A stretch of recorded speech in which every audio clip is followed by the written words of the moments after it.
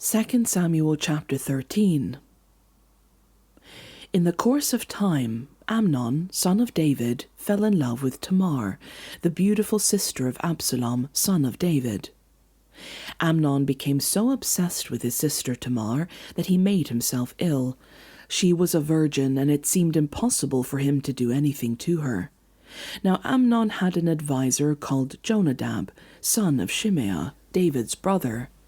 Jonadab was a very shrewd man. He asked Amnon, "Why do you, the king's son, look so haggard morning after morning? Won't you tell me?" Amnon said to him, "I am in love with Tamar, my brother Absalom's sister." "Go to bed and pretend to be ill," Jonadab said.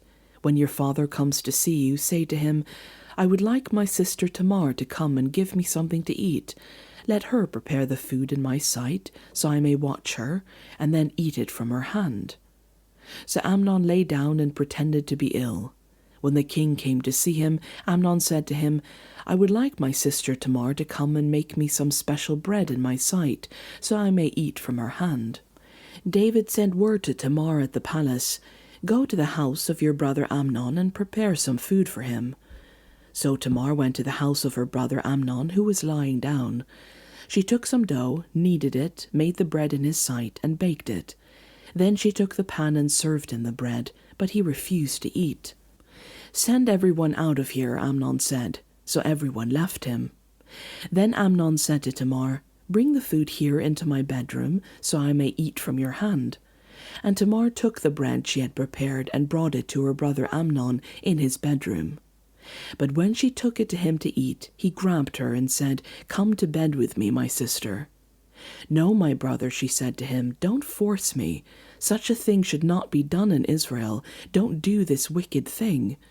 What about me? Where could I get rid of my disgrace? And what about you? You would be like one of the wicked fools in Israel. Please speak to the king. He will not keep me from being married to you." But he refused to listen to her, and since he was stronger than she, he raped her. Then Amnon hated her with intense hatred. In fact, he hated her more than he had loved her.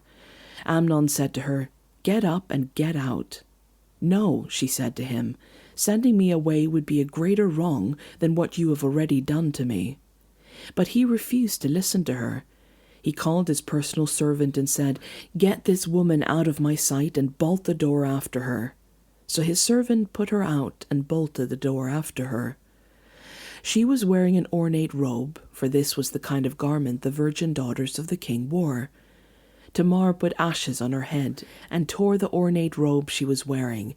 She put her hands on her head and went away, weeping aloud as she went. Her brother Absalom said to her, "Has that Amnon your brother been with you? Be quiet for now, my sister. He is your brother. Don't take this thing to heart." And Tamar lived in her brother Absalom's house, a desolate woman. When King David heard all this, he was furious, and Absalom never said a word to Amnon, either good or bad.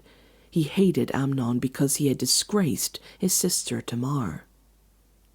2 years later, when Absalom's sheep shearers were at Baal-hazor, near the border of Ephraim, he invited all the king's sons to come there. Absalom went to the king and said, "Your servant has had shearers come. Will the king and his attendants please join me?" "No, my son," the king replied. "All of us should not go. We would only be a burden to you." Although Absalom urged him, he still refused to go, but gave him his blessing. Then Absalom said, "If not, please let my brother Amnon come with us." The king asked him, "Why should he go with you?" But Amnon urged him, so he sent with him Amnon and the rest of the king's sons.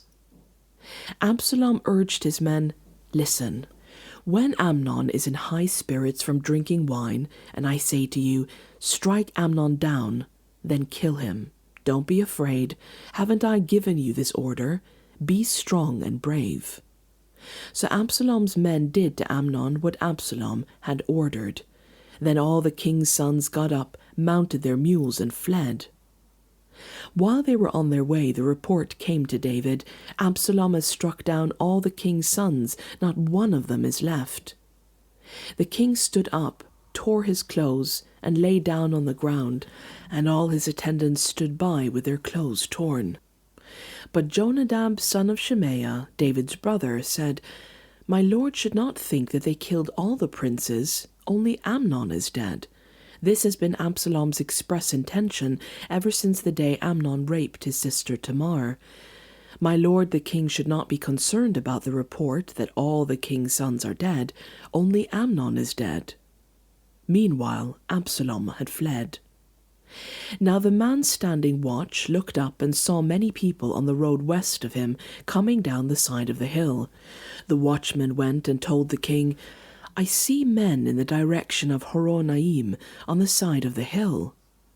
Jonadab said to the king, "See, the king's sons have come. It has happened just as your servant said." As he finished speaking, the king's son came in, wailing loudly. The king too and all his attendants wept very bitterly. Absalom fled and went to Talmai, son of Ammihud, the king of Geshur. But King David mourned many days for his son. After Absalom fled and went to Geshur, he stayed there 3 years. And King David longed to go to Absalom, for he was consoled concerning Amnon's death.